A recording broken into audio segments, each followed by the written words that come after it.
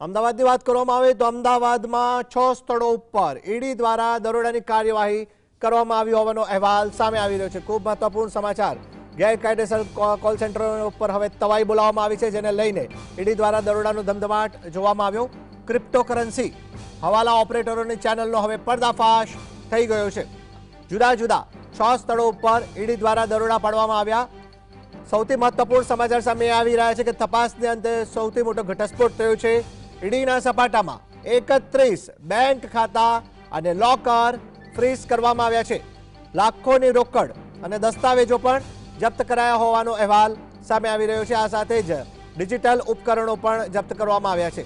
બીજી બાબત સામે આવી રહી છે તેની વાત કરવામાં આવે તો આરોપી આકીબ ઘાંચી પાસેથી ક્રિપ્ટોકરન્સી મળી હોવાની વાત સામે આવી રહી છે। $12,000 જેટલી ક્રિપ્ટોકરન્સી ઝડપાઈ છે। ગેરકાયદેસર કોલ સેન્ટરના ગુનેગારોમાં આ ઘટનાને પગલે ફફડાટ વ્યાપી જવા પામ્યો છે।